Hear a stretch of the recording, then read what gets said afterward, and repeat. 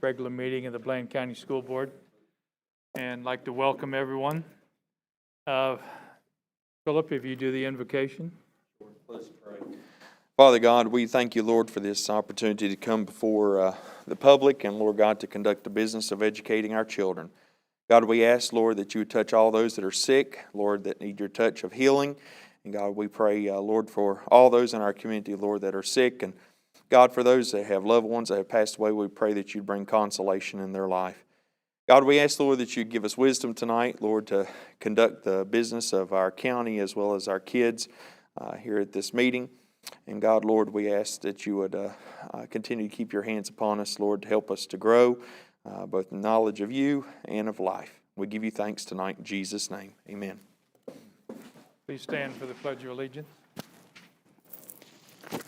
I pledge allegiance to the flag of the United States of America and to the republic for which it stands, one nation, under God, indivisible, with liberty and justice for all.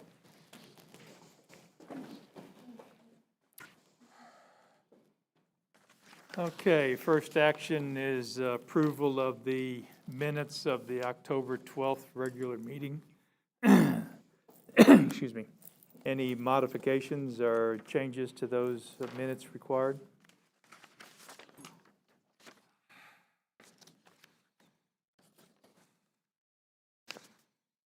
If not, could I have a motion to approve? I'll make a motion to approve minutes. Second. Mr. Bailey? Oh, 4. Ms. Puckett? 4. Mr. Petrie? 4. Mr. Shepherd? 4. The minutes of the October 5th special meeting. If I could have a motion to approve? Make a motion to approve. Second. 4. Ms. Puckett? 4. Mr. Bailey? 4. Mr. Shepherd? 4. Okay. Do we have a time for the public comment, or do I just go into that? 5. So you need to give about 30 minutes. Yeah, so we'll come back to that. Okay, the first informational agenda is enrollment report. In October, we had 709 students, which was up 47 from last year. But, Ms. Radford, how many of those are virtual, not in our organization? Do you know? There are 50 outside. Okay, so as far as Bland County students, we'd be down 3 then last year. But as a overall in-person right now, what this is saying is we only have 625 in person. So even if you put our virtual students that are in person, I just want everybody to make sure that you do know we are still down in student population. That is We would correct. be down for Blaine County by 3. By 3, not covering those, what do they call them, out of district. Because we've got 50 of those, so Right. And I think the principals will give us a split between, of our county students, how many are in-house and how many are virtual.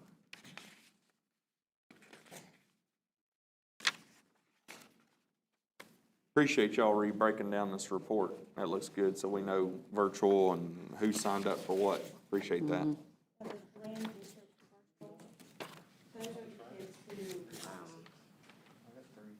Attend our school on a yearly basis. Yeah, but they're here. They would be the ones that would actually walk at graduation. They're students we've had before. Sure. Okay, anything else on this? No. But there are 50 in Stride, which are, like I say, out of district. Okay, financial reports. Things are looking good. There's just a general comment. If you look at the revenues, there are 50 different places that, there are 40 different places that land gets its revenue from. So 40 sources of funding, and the thing about this is that all 40 sources have their own requirements and their own reporting and everything, so that's a lot of the work that gets done here. And actually, the 40 sources do not cover everything, because we have other sources such as the things that feed the activity funds at the schools and the things through Quill and that. So it is rather detailed as to how you get the money to operate the school systems. And the budget this year is $9.7 million. And all of the incoming funds look good. The only one that's behind is the Coronavirus Relief Fund. And that's just a timing issue and will be being taken care of. When you look at the expenditures, everything looks good on expenditures. There is the one account on operation and maintenance that looks high at this time. But the reason that is, it's money that was spent on the change in heating and cooling at the elementary school, which is parked there until the Coronavirus Relief Fund money comes in. So once that comes in, that account will get back in line. All the other accounts look good at this time.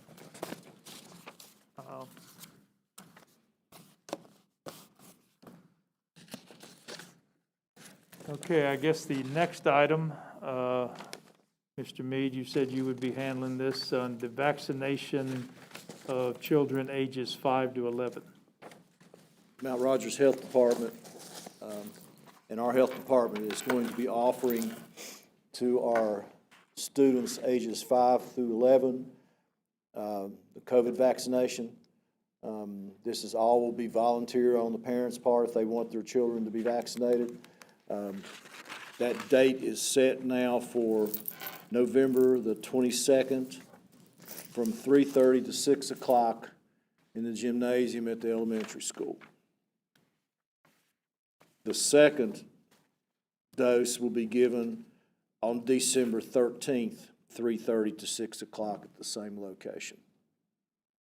So I assume there's a form being sent home that the students... Yes, Kathy's working on that, and she'll get that from Mount Rogers and send it. This is strictly just a service they're providing. So it's up to the parents if they want their child to have the vaccination or not. What was the second date in December? December 13th. And that is, to make that very clear, this is a service. It is not mandatory in any way. It's a service being provided by the health department through the school system. We appreciate them being willing to come in and partner with us to provide it to parents and children that desire it. Any questions or comments on that before I move on? I think that's a very important one. Mm-hmm.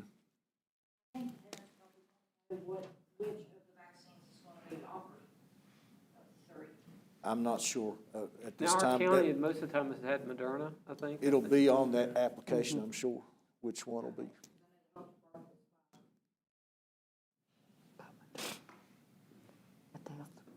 Okay, the next item is extracurricular matches, and that is something that I think's gotten misunderstood, and so I'll try and clarify and recap that. When we were getting towards the end of the 2020-2021 fiscal year, which ended at the end of June, the board recognized that the COVID had impacted the ability of extracurricular activities to raise funds. And the board said if we have money available as we close out the budget, that it would be passed to activity funds at the elementary and secondary schools with the condition that it could be used to match dollar for dollar funds raised for specific projects at the discretion of the principals.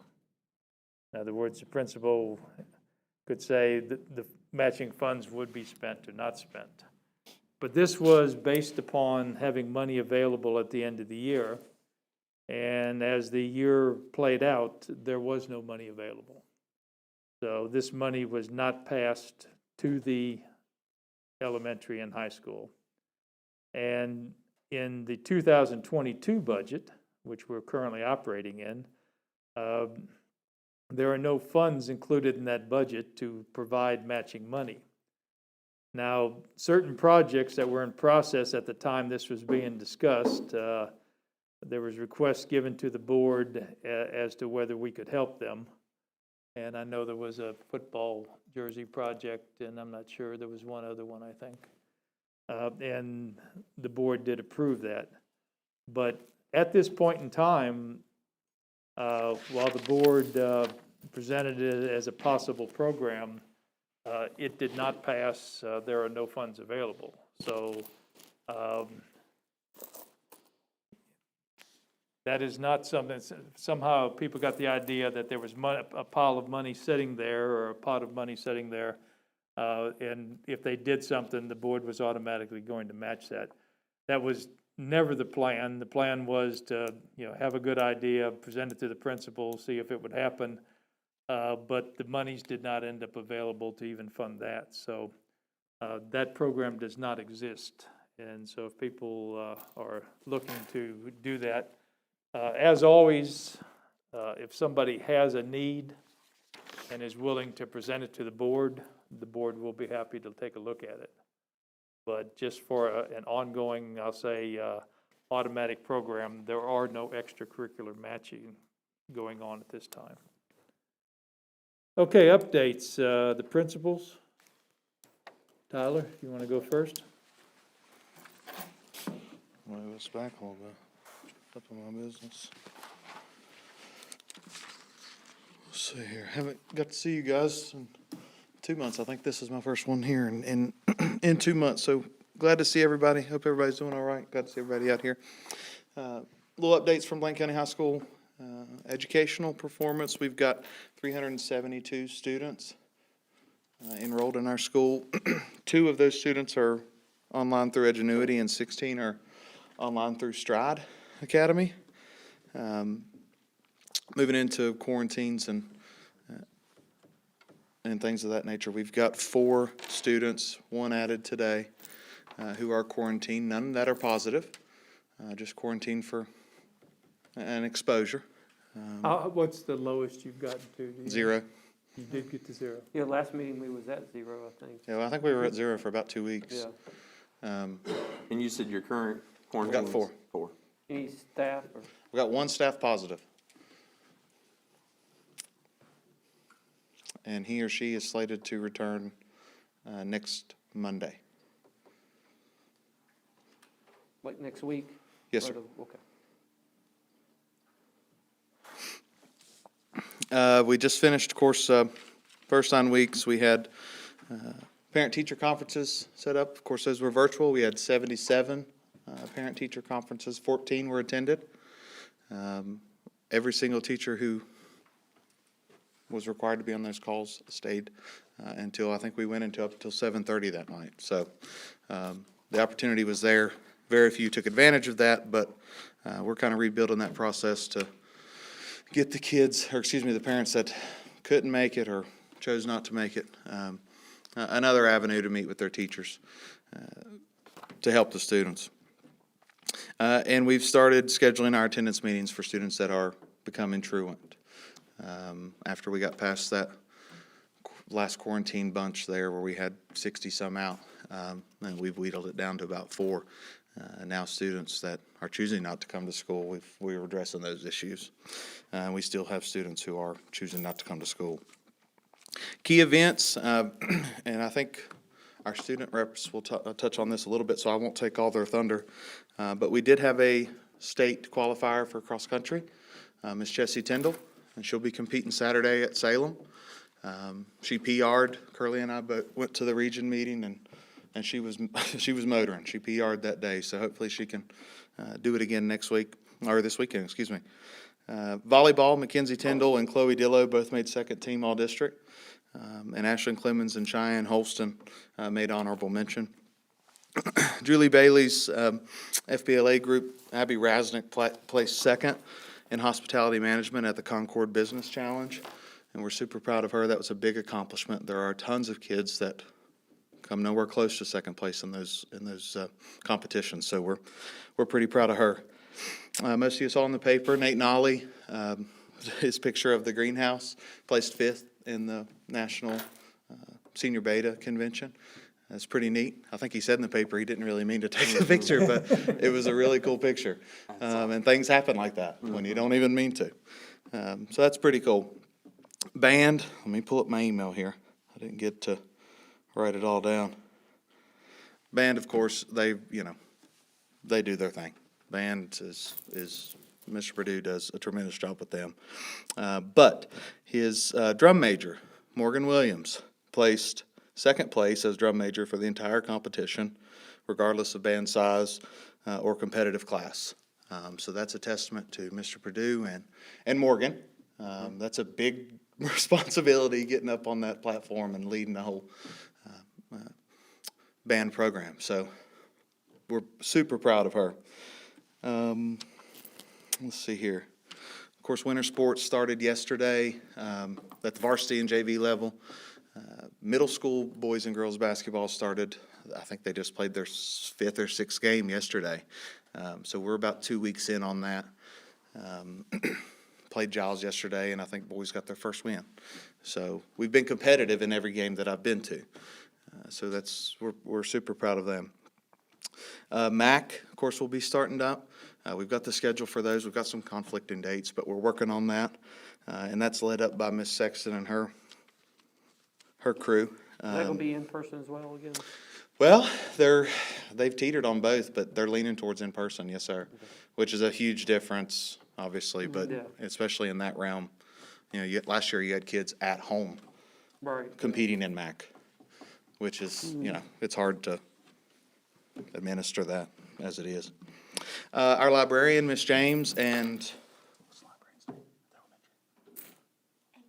Miss Akers, attended the Virginia Association of Librarians Conference in Williamsburg.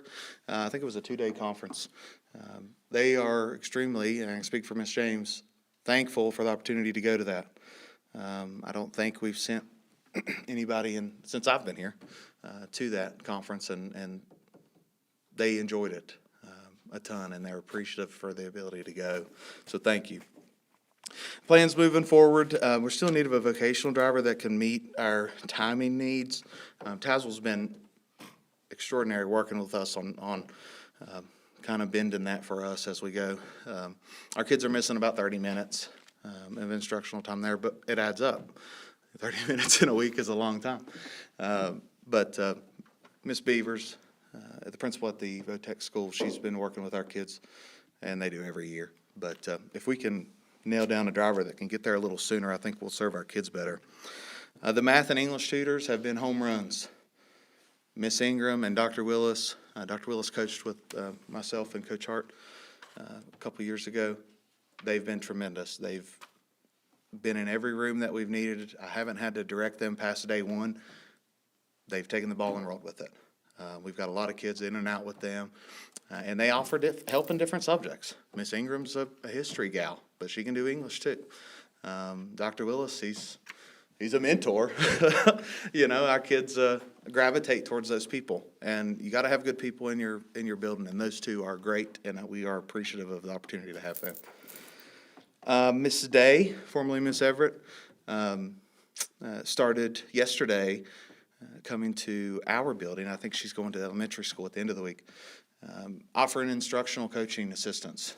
She's got a pretty wide background to be so young, and can offer our teachers, especially at the 7th and 8th grade level, some instructional assistance in those hard to reach classrooms, the Englishes, the math, the kids that need some extra help. She's able to get in the classrooms and give an observation and see what she sees. So it's good to have an extra set of eyes. It's really just me and our folks here at the high school, and we try our best, but of course it's nice to have an extra set of eyes. And she started that yesterday, so we look forward to turning her loose. She is a tremendous asset from the only couple times I've met with her. So we look forward to that. Let's see here. Also, let me back up just a second. We had a student from last year's that should have graduated enroll in her final class through Ed Options Academy to be able to graduate. So hopefully she'll see that through. He or she will see that through, and we'll have another graduate. So that's huge. Super proud of her if she's listening. Let's see here. Updates from JDM and where we're at custodial wise.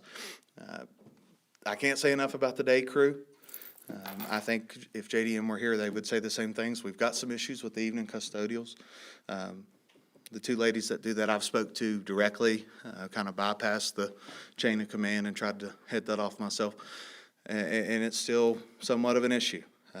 I've got several teachers who are very displeased, some who are minorly and some that are happy. But if we can find a way to consistently get people there in the evenings, a lot of the times that I've called or stayed after, there's a typical staffing issue. Can't make it that day, X, Y, Z. It's hard to clean a building by yourself, and I don't blame the young lady who's there by herself some evenings, but it's still a void that has not been filled to our satisfaction. And we're currently working with them, and we want to continue working with them. They do a great job on filling our maintenance orders and things that need to be fixed immediately. Sharon's excellent about answering my phone calls. It's not a lack of communication. It's, in my opinion, simply a lack of performance in the evening. I can't say enough about Mr. Dent, and I think a lot of people would say that. He's our day custodian, and he is tremendous. Let's see. I think we'll hear from the teachers, but I would, and this is my last point, and I'll let Mr. Grimm come up here. If there's any way that we could, I don't know how to word this, but give our teachers, our students, the full weekend Thanksgiving. I'm definitely willing to work, and I think our teachers are willing to work as well. But if we can give our kids that full week, it would be tremendous, not only for the kids, but we're moving into exams. And I bet if out of every teacher that I talk to about this, they need more time to get ready for the end of the semester.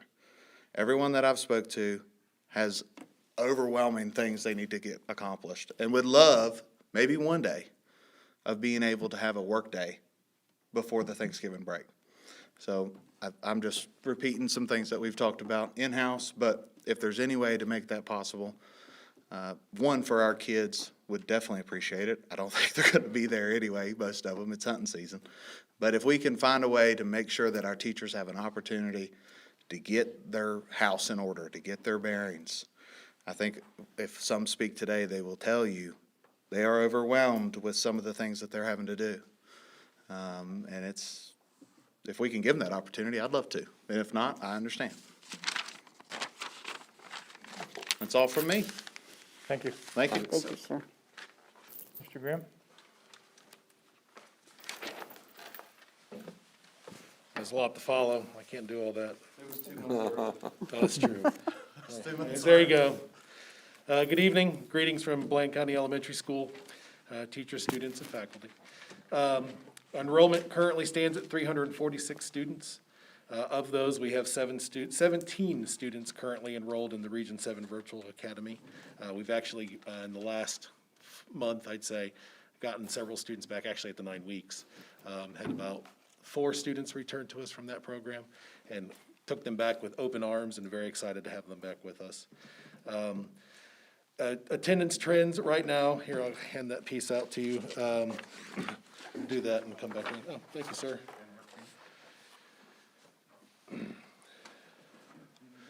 We're starting to experience a bit of a dip in attendance right now as we get kind of into the seasonal illness weather and season. We currently have 4 students who are out with COVID-related absences, and that's COVID-related, not necessarily COVID itself. And I have 2 faculty and staff who are out at this time. I expect to have them back in the building on Monday. So hopefully those numbers will be stabilized and go down as we move forward. Were any of those positive, or were they just contact? I don't recall. Let's see, key events coming up. Our Veterans Day tribute will be posted to Dojo for our parents to witness. Mr. Altizer put that together. Currently sitting in phase 3 where we're hoping to have something available.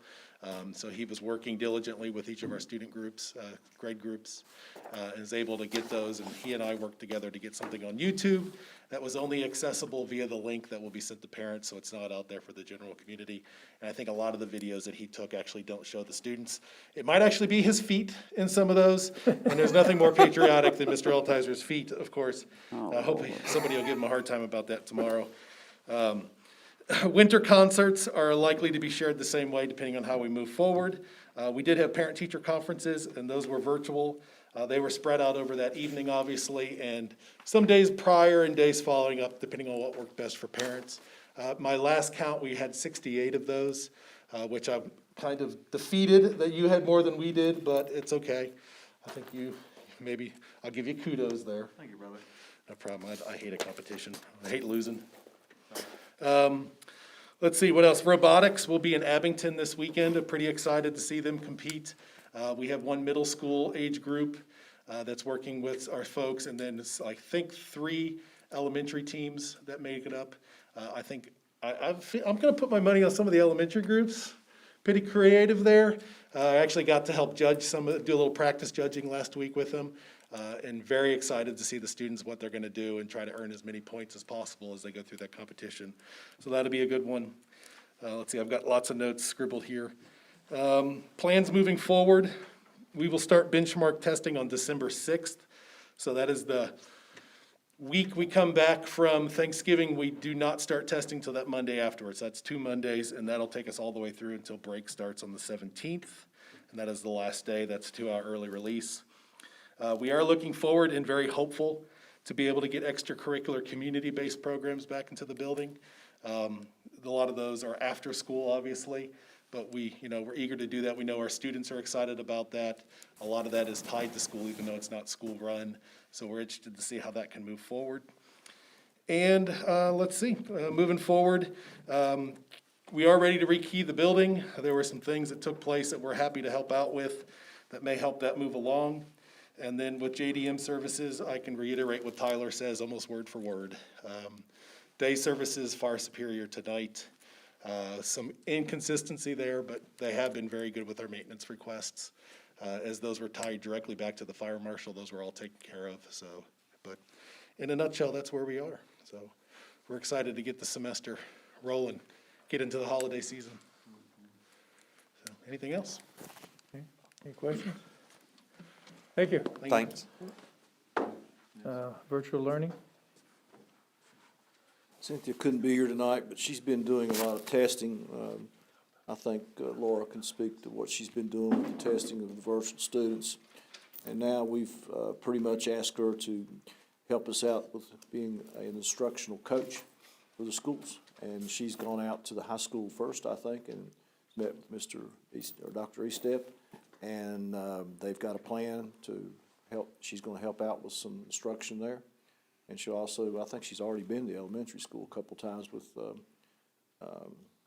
group meetings or class meetings or whatever. So that's what Cynthia's into right now.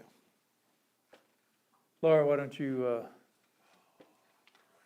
give us yours and fill out the rest of that, and then we'll probably go into public comment. I went ahead and gave you a copy, so you've already got that or should have that. My updates, we had gifted and SPED advisory meetings on October 25th, and our next round of advisory meetings will be held November 22nd. Several teachers this month have participated in professional development and training opportunities. I listed some of those on the sheet for you. We had some teachers from the elementary who attended a phonological awareness and instruction series of workshops that the VDOE offered. As Dr. Estep said, our librarians did attend the state conference. We had special education teachers. We had a couple that we sent for Train the Trainer. They went and were trained on restraint and seclusion, and then they'll be coming back, and probably in January, we'll be doing some training with our staff on that. This Friday, we have a workshop. It's a virtual workshop, but the teachers that are participating, principals also, they'll be coming here to the board office, and that is on SPED law, school law, and COVID. So we'll be participating in that. The other things I put on here, Beth and I worked Monday finishing up the ESSER 3 CSLRFH VAC application. And we're also working on a couple of other possible applications as well. We have what is called ESSER 3 state set-aside grants. We've met with principals and talked with them. One is for before and after school learning, and the other one is for unfinished learning. So we're working on those applications, and they're due, I think it's November 23rd. So that's what we've been doing. Do you all have anything for me? Thank you, ma'am. All right. If someone would bring me the sign-up sheet.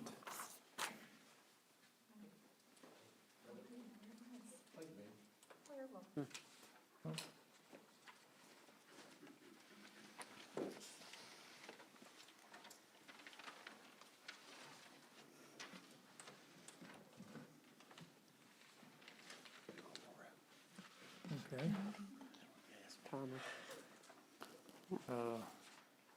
We have one sign up, Ms. Hatcher. Good evening. I just wanted to address the board about something that came across social media that some of you may not have been aware of. On October the 22nd, a concerned parent placed on Facebook about the situation in front of the elementary school.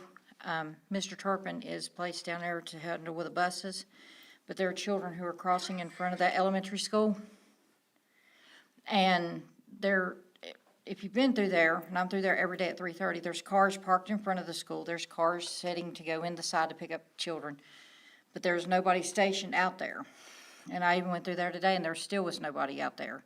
I figured it might have circulated away through to where notice was taken that someone needs to be out there, making sure those children can get in their vehicles, because we all know kids, mom and dad sitting here, mom and dad walks to the car and one zips right out. That is a dangerous area.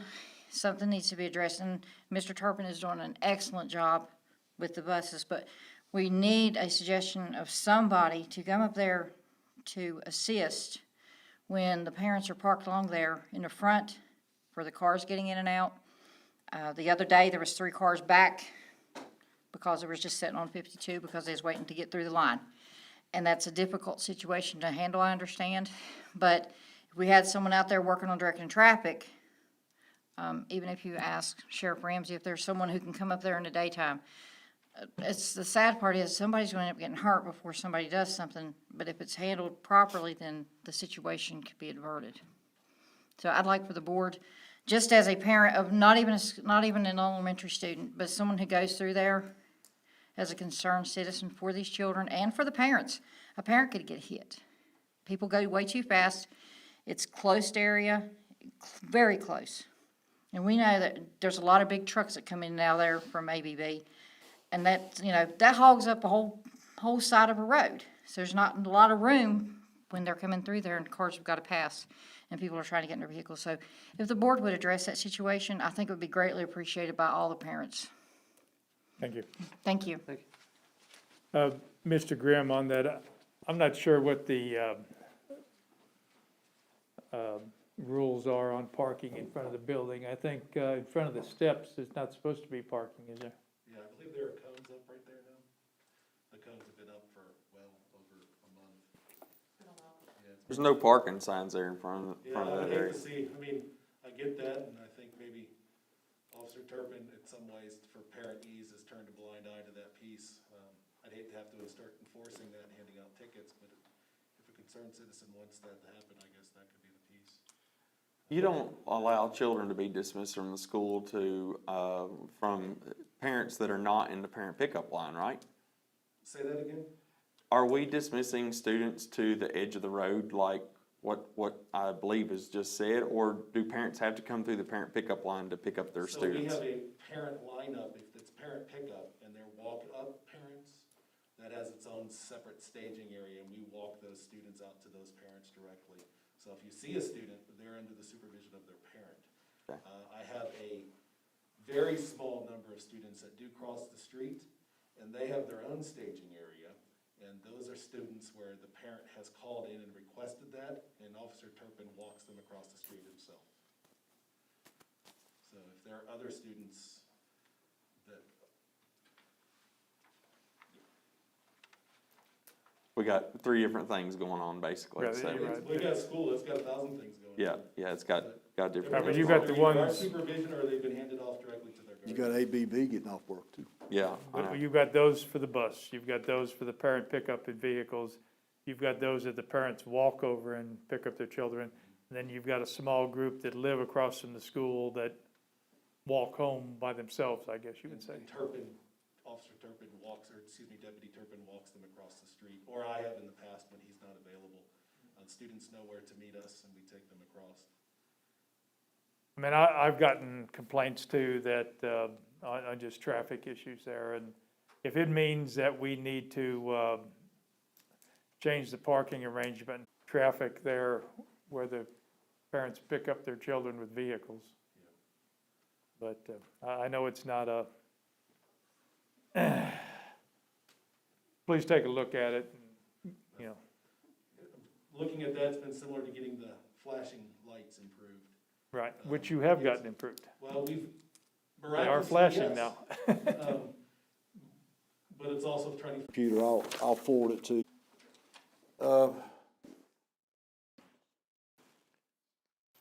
Kelly gave me a few things to say about the cafeteria, and I'll say those first because I usually forget, but she wants to thank all the cafeteria staff at both schools for their dedication to making sure our kids get fed. We continue to have issues with manufactured food shortages. We continually change menus on a daily basis. We are doing the best we can with the food. Our vendor has to comply with state and federal food regulation. Shortages will continue throughout the school year. Please bear with us during this trying time. Participation numbers are still up at both schools. We have a federal school audit that starts November 16th through November 19th.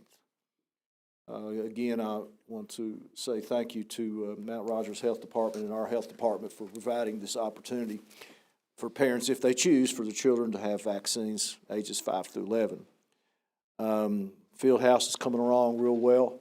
I think I didn't get a chance to talk to French much in depth today, but I think the plumbing is just about finished, if not finished. And they're working on putting the sheetrock back up and getting the insulation in. So hopefully that we'll not have any more plumbing issues there at that field house. We won't have to worry about leaks in the future. I fought this I've been here going on 6 years, and every year we have major leaks there. And from what I understand, they could take a pair of channel locks and just barely squeeze on the pipe and it would break. So that's the pressure is what's been busting those pipes. Pressure bust pipes, right? Okay, all right. Our fall sports have started, weightlifting started, so getting our kids big and strong. The COVID rates, you mentioned your COVID rates. Mike, I think yours, you have 2 staff members out now and 4 students. And I told you the high school has 1 staff and 4 students. We have 1 bus driver that's tested positive for COVID. I talked to her today. She's pretty sick gal, so hopefully she'll make it and bounce right back. I'd like to thank the staff here at the board office. We've been down some people, but we've all pitched in and done what we could to get the job done. it's tough here sometimes because we all wear so many different hats in a small system, but yet are responsible for the same types of regulations and mandates that Northern Virginia has. So, rocket launch is coming again. We're going to do the rocket launch. Talked to Mrs. Cole, and I have my rocket kit. We do have a new competitor this year in the rocket launch, and her name is Miss Laura Radford. And I will beat, I will predict this, I will beat her just like I did everyone last year in the rocket launch, so. That's my prediction, so. I want to welcome our two new school board members to the school board next year. I look forward to working with you, Mr. Agee, Mr. Andrews. We did have a good meeting, I thought, with Crystal Sanders over rec basketball. That seemed to be a big issue this year. We was afraid we're not going to do it, but I think the two principals have worked with her, and Curly has worked with her, and we've got a schedule that'll accommodate our kids. Might be a little more travel, but because we're going to have to use both schools this year. But I think we can keep the social distancing and keep our phase 3 under order with rec basketball. So I'm happy for that. That's all I have, sir. Okay, thank you. Student representatives.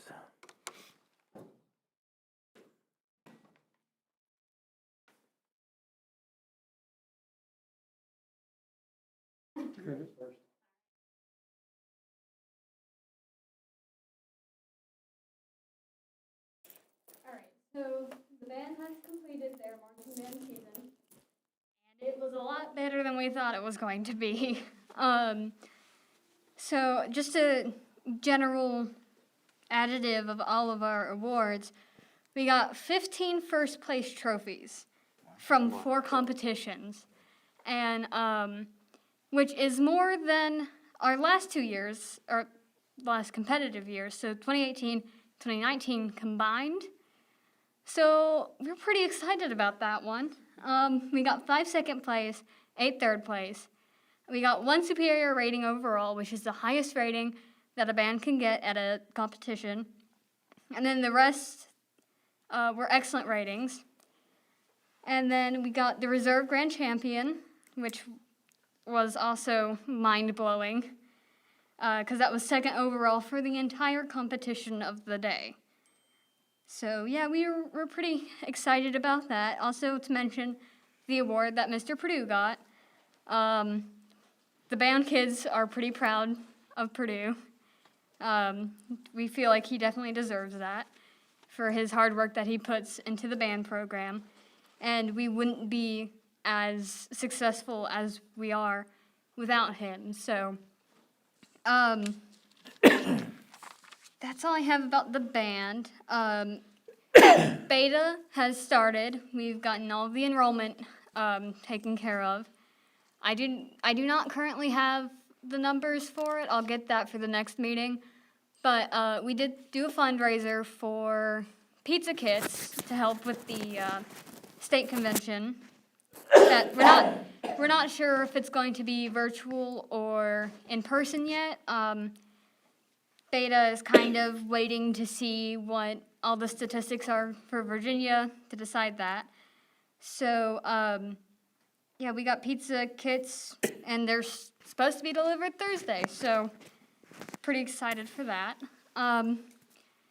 Something that's been going around the school is a petition to change or modify the dress code, and I actually have the girl who started this petition that I would like to invite up here to talk about it.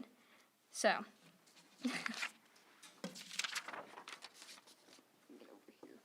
List of rules aimed at the female students that prohibit them from wearing articles of clothing such as crop tops, off-the-shoulder shirts, shirts that reveal cleavage, ripped jeans, and shorts. These articles of clothing have been deemed by the student handbook as inappropriate, sexually provocative, and unacceptable. We seek out to change these sexist rules and modify the dress code to be more accepting of modern fashion and of women's bodies.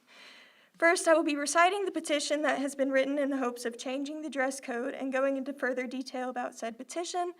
Then I will give ideas as to how the rules should be specifically changed to better fit modern standards. Please take these changes into consideration as it would further boost the experience of the female students at Blaine County High School. To start, here's the petition. Countless female students of Blaine County High School have been taken out of class, forced to change, and even sent home for their clothing. The BCHS dress code states that clothing should conform to standards of safety, good taste, and decency. On the page of the student handbook that describes the dress code, it prohibits items of clothing that show midriffs, shoulders, and cleavage, stating that clothes that reveal these body parts are sexually explicit. Meanwhile, the body parts in question are not sexual organs. The school board and staff are needlessly sexualizing the students of BCHS, the majority of which breaking dress code being female minors. Our school is prioritizing the way its female students dress over their education, proving the school system to be sexist. In order to improve our school system and the overall experience of the female students at BCHS, dress code policies must be revised to be less sexist and more appropriate in accordance with modern clothing styles, while also taking into consideration that the midriff, shoulders, and cleavage are normal body parts that have no need to be sexualized. Female students, along with any other students who wish to dress in this manner, deserve to be allowed to walk the halls of BCHS without being discriminated against for their clothing. Any clothing that does not have direct sexual implications should be allowed to be worn. In the end, our education holds a higher value than our clothing ever will. I started this petition about a week ago in the hopes that it would persuade you to change the dress code. This petition has since received 167 signatures, the majority of which being the students of BCHS. We strongly believe that these policies should be modified and replaced with new and better policies that will bring equality to the female students. As for the policies in question, here are some new and improved rules we would like to see. Crop tops are allowed as long as there is no more than 3 inches of midriff showing. Off-the-shoulder tops are permitted. Necklines mid-chest and lower are not allowed. Ripped jeans are acceptable as long as the holes don't surpass the mid-thigh. And visible bra straps are acceptable. If these new rules could be implemented into the school's dress code, replacing the old and outdated rules, that would cause our fellow female students to have a better educational experience without the fear of being pulled out of class due to their clothing. Please consider the benefits these changes would bring to our school and the students. Thank you for your time.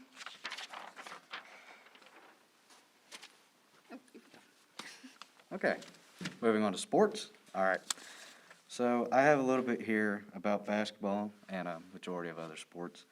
The basketball girls and JV, boys and girls, JV and varsity, they begin their scrimmage on November 17th. The girls are having their scrimmage at Blaine County, and the boys are having their scrimmage at Tazewell, both at 5 p.m. across the board. And I have the schedule. It's a massive packet, so you'll be hearing a lot about basketball throughout the little bit.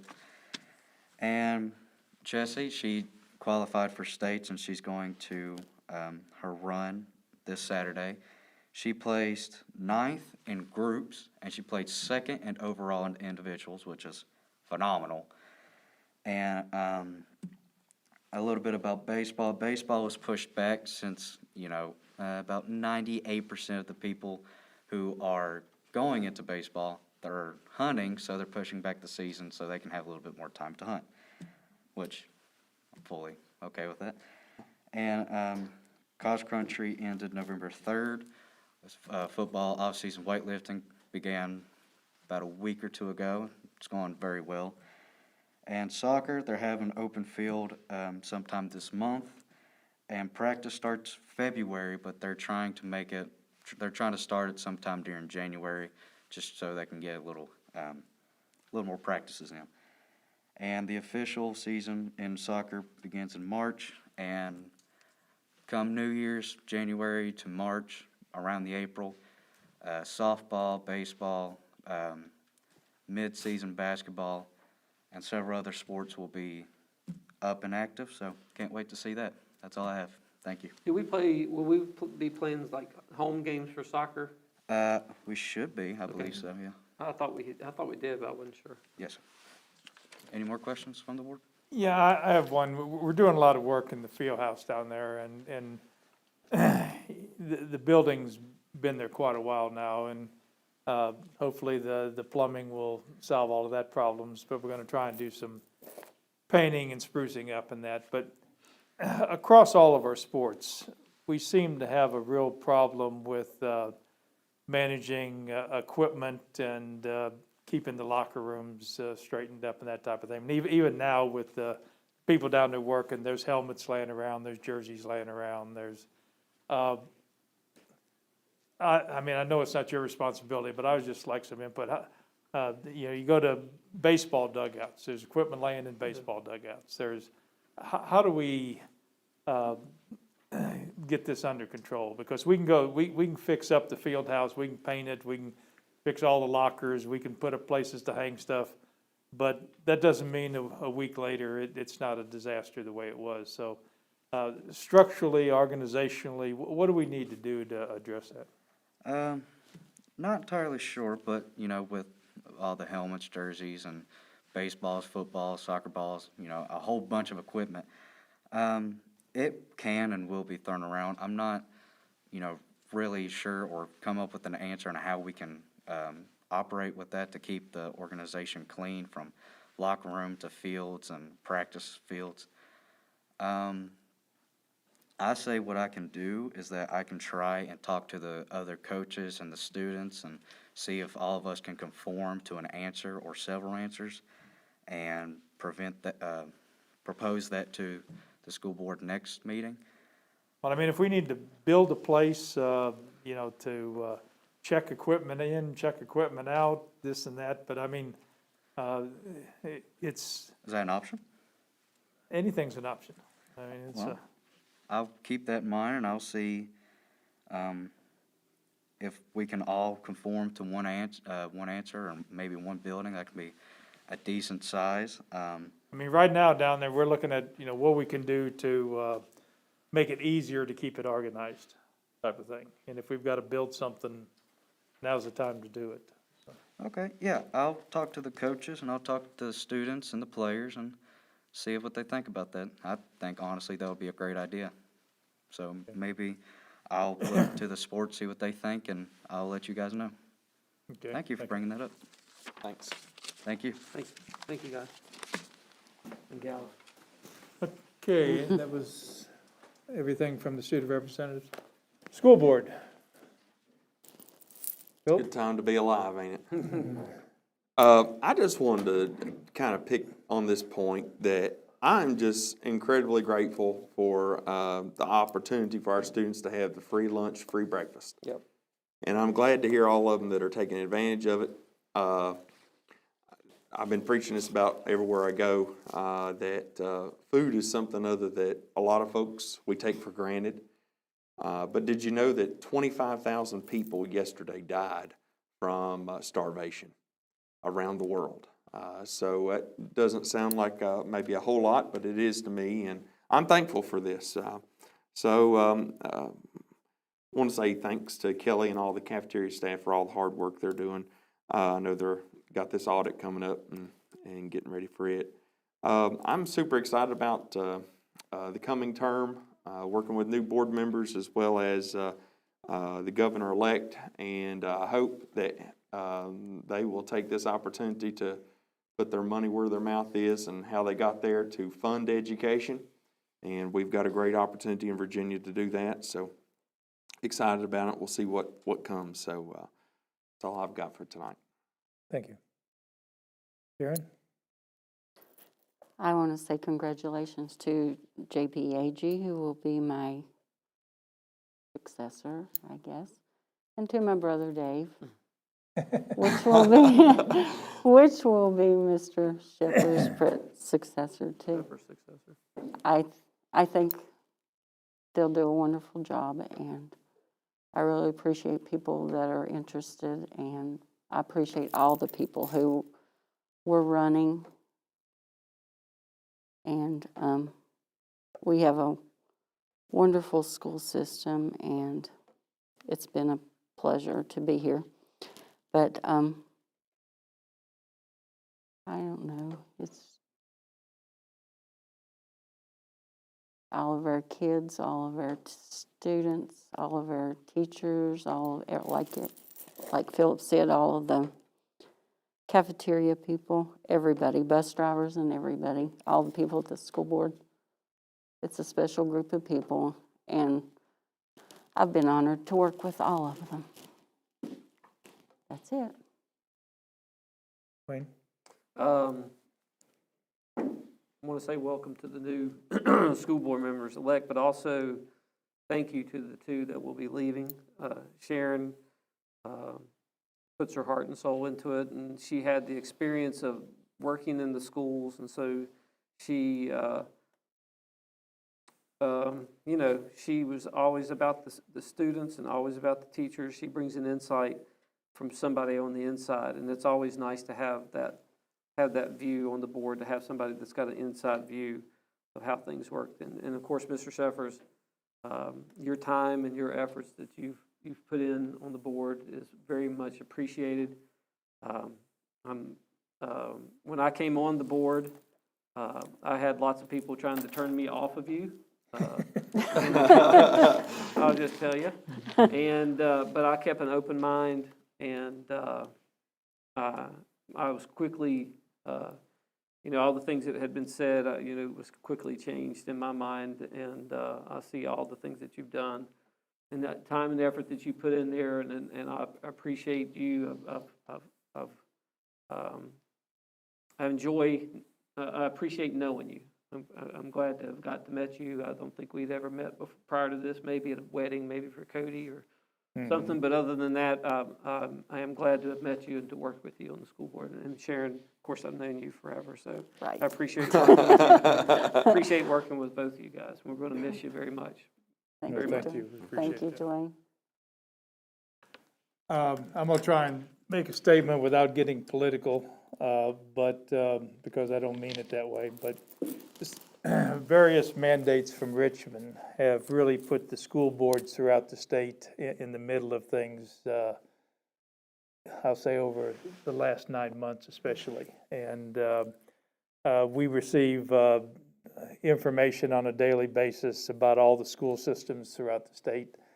And members, which people are trying to get kicked off of school systems and all this.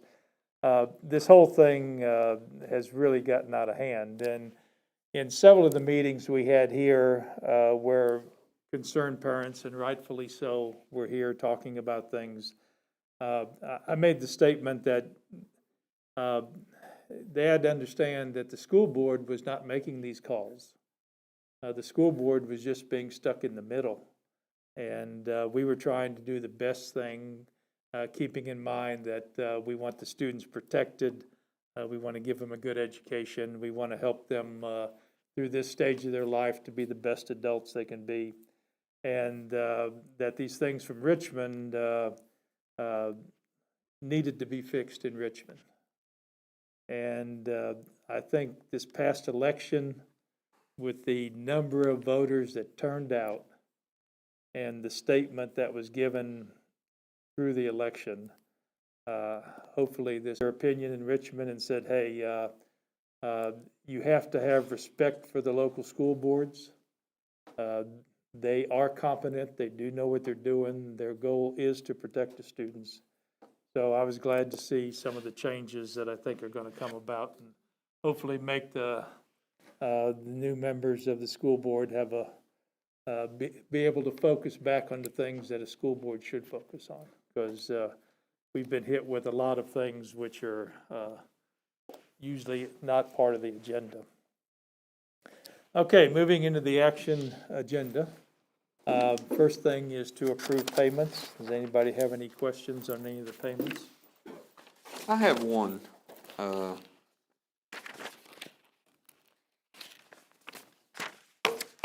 Trying to find it. I think it's on the second check run for 11/5.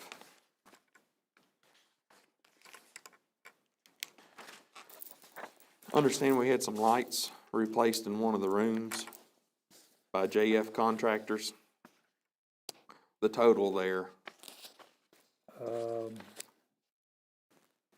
you give me, is it It's, 77, Treasurer's report? 75. Yeah, on the treasurer's, report, or on the, On our vendor payments, either which one. This payment totaled up to $77.75. And it was for 3 classrooms that we installed LED lights in. Mm-hmm. I thought we were supposed to bid anything over $5,000. Well, I think that's 3 different projects that totaled that amount. is It what was that all billed on the same invoice. No, I don't think so. I don't know who's here to answer that question. it's but- got 3 different invoice numbers. It has a 21A, a 21B, and a 21C. It does have 3. I guess that would be, the A, B, and C would be different invoice numbers, I don't guess. But the date's all the same. Same. So it was, I would group all that together. Okay, I mean, it may have all been invoiced at the same time. It was 3 different classrooms that we looked at to try and resolve some issues. Same invoice number, just A, B, and C. I'm up for paying everything until we can figure out what's going on with that. I'd like some greater explanation. Okay. So I'll And make that the motion. that was through Fry Electric, I think, was it not? I don't That's know, who it just that says JF Contractors, LC. It's through Fry Electric. That's is who what it that was. is, Fry. What's that? It's Jimmy Fry's who it is. Right. I'm pretty sure that was 3 different. It might be the same, I don't know, we'll find out. Well, what was done on that, and I'll step up to some extent on that, is that we looked at classrooms and talked to Mr. Grimm as to which classrooms he thought needed attention. And it was classroom number 5 and 2 of the kindergarten classrooms. So we asked them to look at addressing those 3 issues. And Did we Looked have a quote that we knew what it was gonna come to, or? yeah, we've got a, they quoted the lights and the change out sometime back. I can forward you the quote if you'd like. Well, I just, if we'd have done this at different points, but all of it coming together, it makes it look as though to people from outside that we did not do our due diligence Right. of bidding this out, because I know one of these rooms particularly is my wife's room, and I've been in there and saw the new lights, and they do look good and all, but I questioned the policy here. Did we follow policy? No. No. No, This you is can't. not public comment.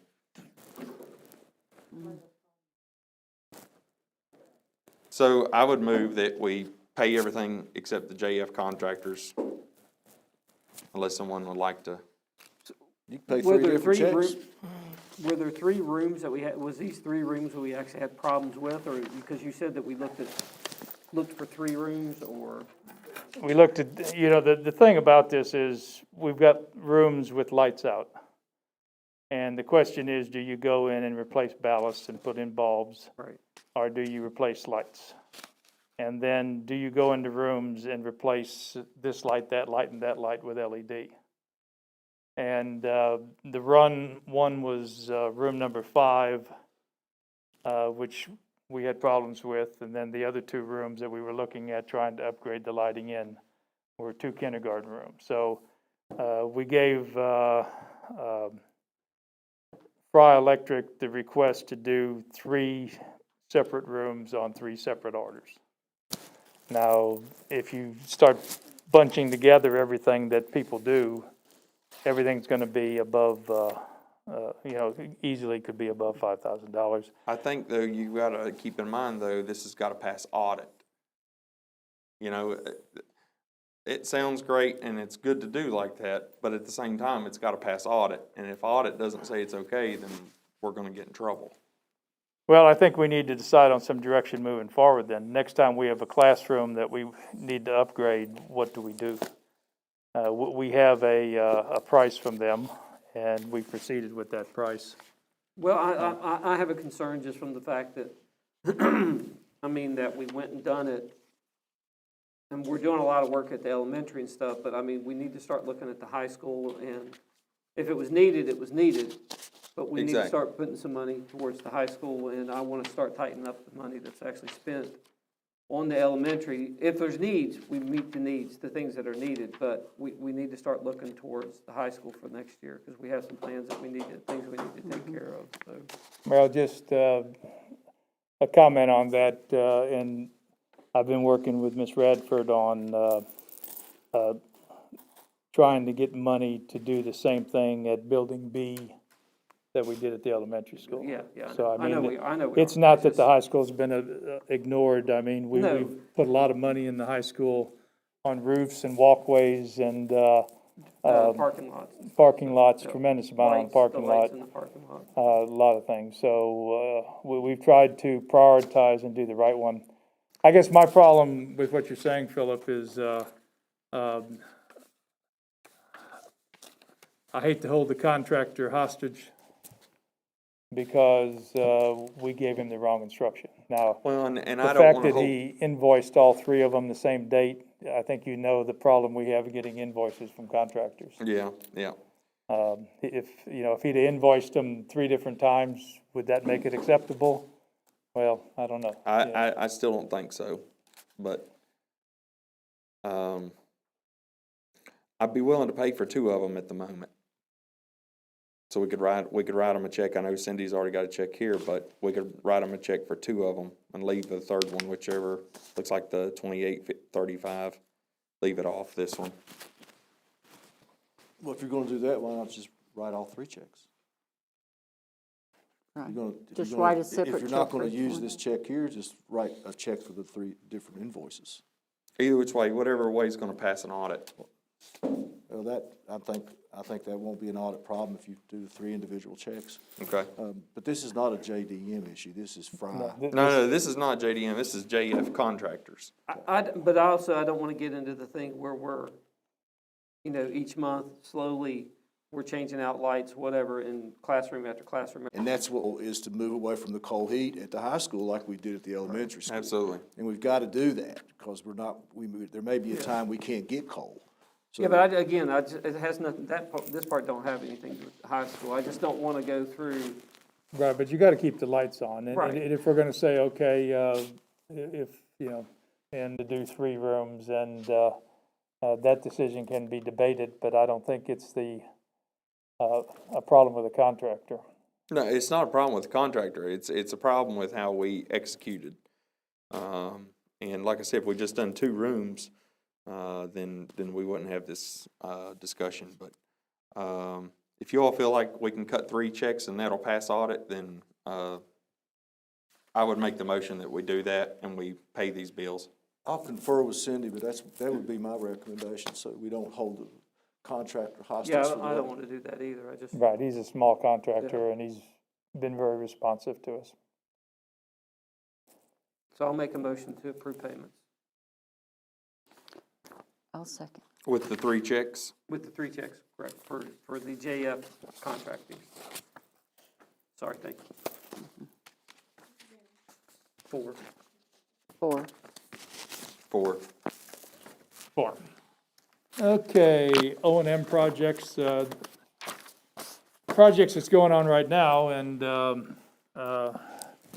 is really the field house. And if you get a chance, go down there, because they've done a marvelous job with the plumbing.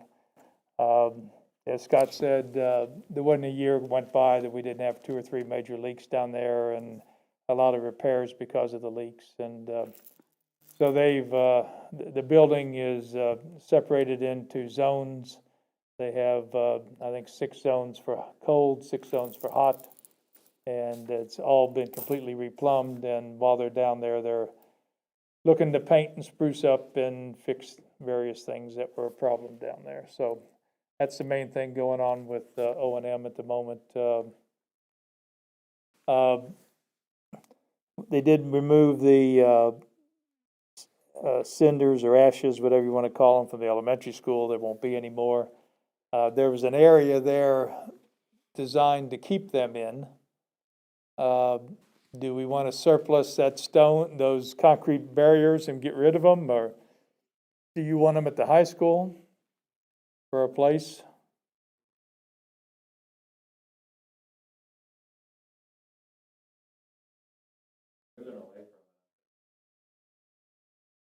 You've got concrete barriers up there now, those pavers that's sitting out there behind the building where the Copperheads live. So I don't think you need any I don't more. think you need any more copperhead homes. Well, one of the reasons I'm bringing this up, we're gonna talk about surplusing some items, and I think, those concrete barriers should be added to the surplus items That's fine with me. and get them out of the parking lot, because you're short on parking lot anyway. And we can do that. As far as anything that needs to be approved on O&M at this time, I don't know of anything. Do either of you know of anything in your buildings? Not glaring, not at this moment, no, sir. Don't really have an idea of what master keys would look like. We just don't have a concept of cost. My expectation would be that it's gonna be more than $5,000, so we'll probably have to put together a.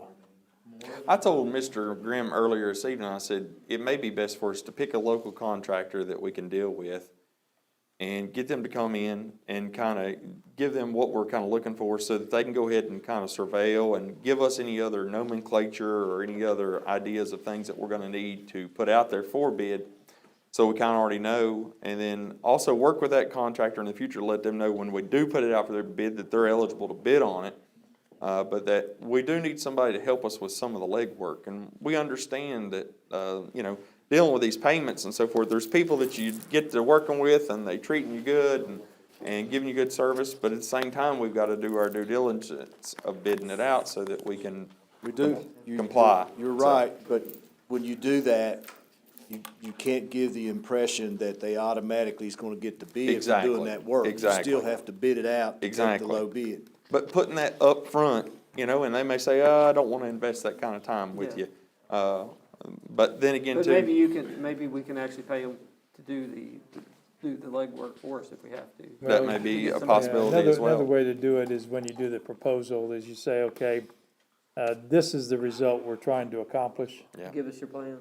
Yeah, give us how you think would be the best way for us to do it. Yeah, or what it's been done in other places, But as you know, I mean, that's been our weakness. I mean, most of the bids that have gone out, I've had to write them, or. it's just, Well, and, I bring that up, or you bring that up, that, I've asked, I believe Lenore and Kelly to get together with, our, gentleman from the, General Goods and Services to look at putting it out there to other statewide agencies as well as to a bigger net. And I don't know if that training's been complete just yet or not, but. Add that But to our plate. that's where you offer it to. That's not how you write the request. Yeah, exactly. And writing the request has been, I believe this is this will be a part of the facilities managers. Exactly. Yeah. So, Exactly, right. so hopefully that will be filled as we move forward. What about, the door to the courtyard, Mr. Graham? I seen still a hole through that thing today, and it's gonna get cold. We call that venting. It's, still waiting for its replacement. Who ordered it? JDM, I believe. Yeah, probably about 3 months ago, so. I don't know. Could be in the Port of Los Angeles. I also Just took some. offshore. I took some pictures this evening. I'll send to Mr. Mead. Doors going outside from the Wagner gym up there next to the stage have about a 2-inch gap in them. They need some sweeps put underneath those doors to keep outside air from coming in. It's a gap, big time. So. Yeah, send those to me, I'll get them sent off. Okay, next item is surplus items. We received a list from the high school on that.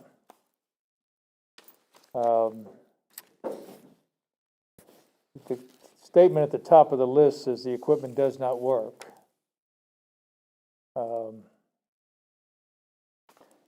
I guess my question is, we have a new process in place. Do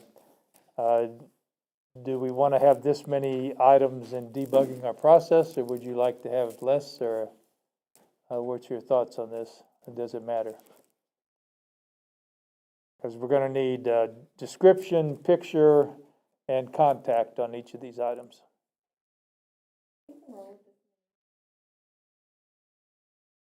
Separate tab for them Okay. where you can click and it has all our items together. And add on to them the 5 concrete barriers at the elementary school, please. We'll get them out of the parking lot.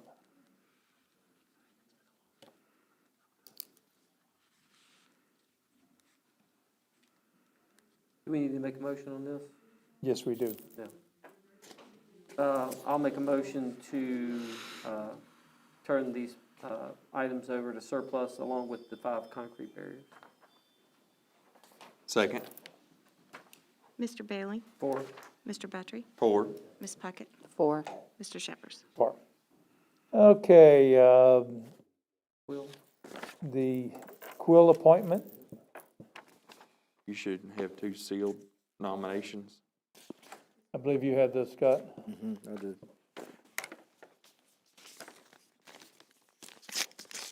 This is kind of exciting here. Anybody got a drum?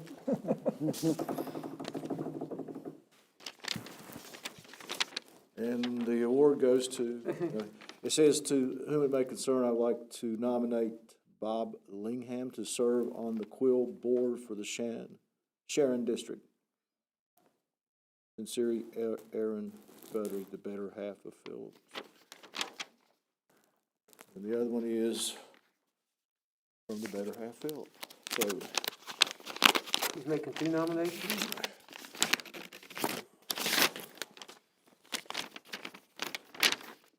I nominate Helen Keck, is that, from the series to serve the Sharon District on the Bland County School Board. Signed, Philip Buttrey.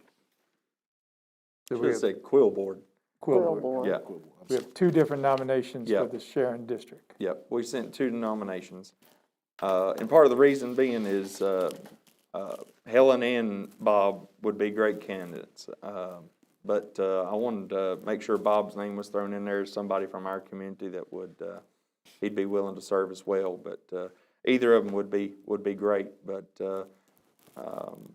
I would like to move forward with Helen if that would please the board. Okay, need a second, I guess? I'll second that. Mr. Buttrey? 4. Mr. Bailey? 4. Ms. Puckett? 4. Mr. Shepherd? 4. Okay, Quill does a lot of things for the school. The GCL policy, we've, I think, gone over this several times, and I think Mr. Buttrey is now. We're pleased. You're happy with it. We're Okay. pleased. Mr. Bailey? 4. Mr. Buttrey? 4. Ms. Puckett? 4. Mr. Shepherd? Let's get ready to say second. Okay, the cafeteria debt policy, we had the first reading at the last meeting, and this is the meeting we vote on it. Any questions or comments on it? I just hope the state will, and the feds will come up with free lunch and breakfast again next school year. Yeah, I hope so. yeah. Yep. I'll make a motion to accept this. Second. Mr. Bailey? 4. Mr. Buttrey? 4. Ms. Puckett? 4. Mr. Shepherd? Okay, discussion on, we're currently in phase 3 from a COVID standpoint. Elementary, we have 4 students quarantined, 2 staff. High school, we have 4 students quarantined, 1 staff positive, and we have 1 bus driver positive. So, does not look to me like we are out of the woods yet. No. I got a quick question about this policy. Is it a possibility that we could amend the phase approach to make this somewhat more measurable, to know when we can move between phases? Because at the moment, I'm getting a lot of questions from people in the community, when are we gonna do this, when are we gonna do that? Particularly, if I could bring up, one particular thing that has been held off because we're in phase 3, and that's Bible Club. But also, there are normally some meetings that happen in our schools that the community uses, and kind of under this phase 3 approach, we're holding them out of the building. But yet, we're having basketball games, and people are coming in, whether they're wearing masks or not. But normally during the school day, we're asking everybody to wear a mask. I find that our application of our policy and the phase approach is not exactly living up to what it's supposed to. So I'd like to ask, can we make this more measurable so that we could kind of move through this, and we know once we're at a certain place. We've been in the single digits as far as what our county's positive caseload is, and of course we've got several folks that are out right now with it, but I'm just wondering if we could amend this in such a way that would... Let me interject something, Philip. Sure. What I don't want is for us to keep jumping phases. We jump to 3, go back to 2, we jump to 3, go back to 2, because we got people that'll be very confused with that. As to put a number on it, let me use an example. 2 weeks ago, I was talking to you guys about let's move back to phase 2, because we're at 5 and 0. 2 weeks later, we're at 12 and 5. I mean, I don't know how you'd put a number on something that's unknown. And it could go to 20 and 5 next week. Yeah. After And Thanksgiving. then between meetings, we have such. After Thanksgiving, it could go even higher. Yeah. Hopefully it doesn't. But I don't know how you have a light at the end of the tunnel and it gets brighter, then all of a sudden it gets dim. And then it gets bright again and it gets dim. So for us to keep jumping phases and principals can jump in there, it'll be awful hard on kids, I would think. And The other thing is, our schools are activity centers, as you said, for the community. The problem with that, and this intramural sports thing was a very good example and ended up taking a lot of time and resources, is you say, okay, if we're gonna let other groups use the school, they need to follow the same policies that we follow. So how do you have intramural basketball or whatever and make sure they follow the same policies? So that means you have to sit down with the people, and they're saying now, they're gonna have games at the high school, games at the elementary school, keep all this down. Okay, that was wonderful for that one example. But how many resources do we have to go to every group that wants to come into the school and say, okay, now, we gotta talk to you about all the rules you gotta have in phase 3. And, it's just a matter, again, of how many resources we have and how much we can do this. We'd all love to go to phase 2, and it looked a week or two ago like we might be doing that, but the whole thing with the COVID has been uncertainty. Every day is something new. So I don't know how you make hard and fast rules when every day is something new. It's fluid. I understand that, but at the same time, it seems we find places when we want to obey the rules, and we find places when we want to break rules. I disagree with that. No, I've seen it. And I think we've worked real hard to keep everybody as safe as possible and to have a consistent set of rules throughout the school system. I truly believe that. So are we gonna ask every participant that's gonna come into a basketball game to put on a mask? Every one of them?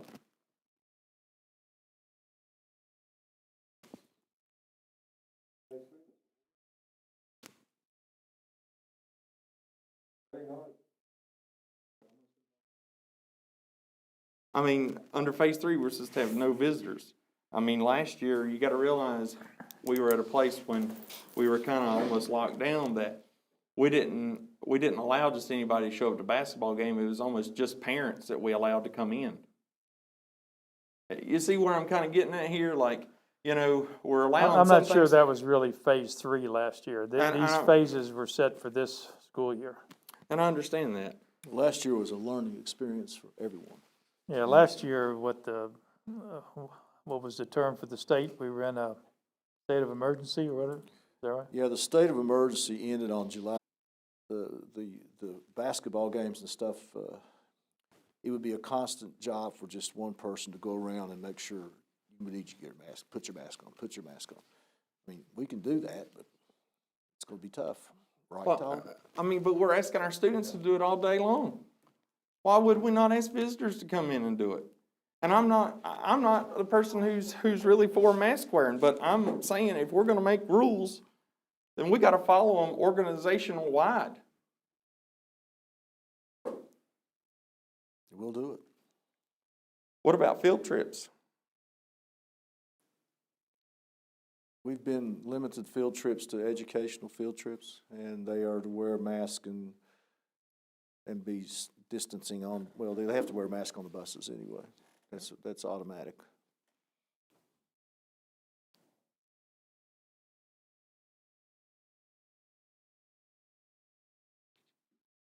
I would probably be open for allowing, Bible club, outside organizations to be able to use the school. What are we doing for the, you talked to Crystal Sanders as far as basketball? Yes, yeah, they that's had rec league? meetings and went through as you can use the schools if we can meet these requirements. And that would be the same thing on Bible club. Yeah. You can use the school, But you the can meet requirements. these requirements. Yeah, and I'm Okay. for that. And also, Then that'd be the exact same thing as rec league basketball or anything else, so.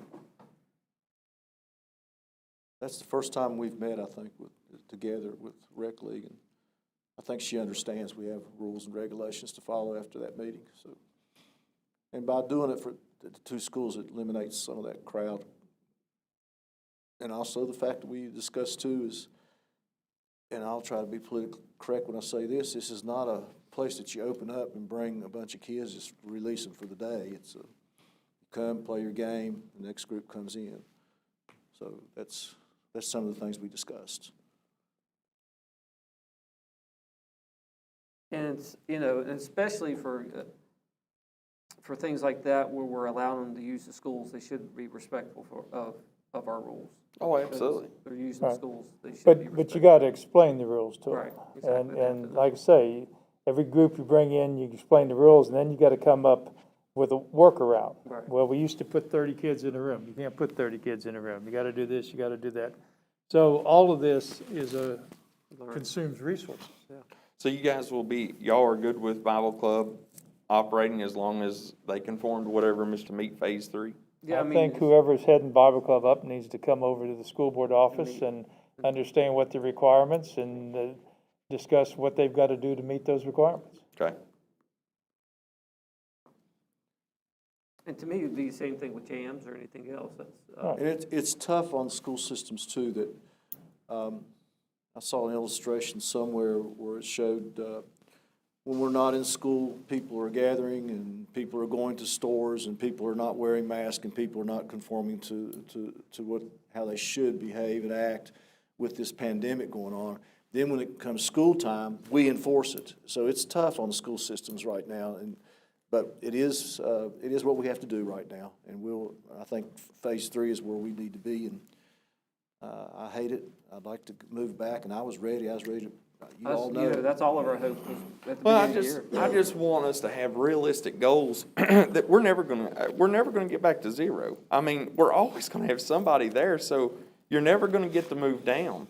And I think that we need to have. We were down to zero at the schools. I think we'll be back to zero at the schools. I think it'll be, it's eventually. I hope I'm wrong. Yeah. I hope I'm wrong. But at the same time, I want the community to kind of know when do some kind of measurement approach so you kind of know, hey, is it when we have 10% of our school population that's possibly affected by this, or, put something to it, and whether that's right or wrong, Right. something that we can measure.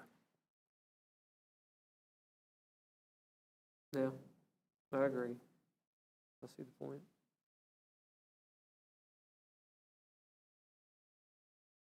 So have the Bible clubs meet, just have them. We'll do it. Okay, personnel, Scott? In your packets, you have recommendations from Dr. Estep on the winter coaches that we actually haven't approved those yet. We need to approve those. He has listed for all winter Jason Lambert, Kirby Mustard, Kate Do we have to Roberts. approve these if he's already signed off and they've agreed? Do we have to approve? Those are fall, I think. Okay, yeah, okay. Those are evaluations. Those are evaluations, sorry, my evaluations. fault. We don't have My fault. The other ones with the back, okay, winter. We need to approve the, And then the last three is Tony Malamachi, John Thompson, and John Hagan. I That's for covered the that up. basketball recommendations. Yeah, so if I could have a motion to approve those. Make a motion to approve the recommendations for winter sports. I'll second. Mr. Buttrey? 4. Ms. Puckett? 4. Mr. Bailey? 4. Mr. Shepherd? I have one more that we added on. I'd like to recommend Emily Ratliff to serve as the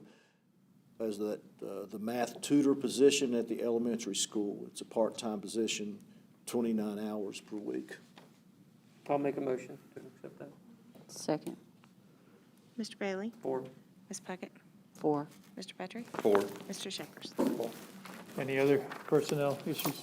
That's all I have. Can I ask Mr. Grimm a question? Do your teachers have any recommendation toward those 2 days like Dr. Estep said on Thanksgiving week? They're willing to take 2 weeks.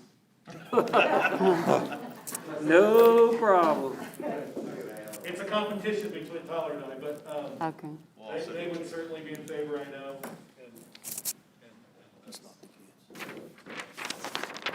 Okay, just wanted to know. Okay, need a motion to adjourn? Make a motion to adjourn. I'll second. Mr. Buttrey? 4. Mr. Bailey? 4. Ms. Puckett? 4. Mr. Shepherd? 4. I'm, JP. I'm gonna tell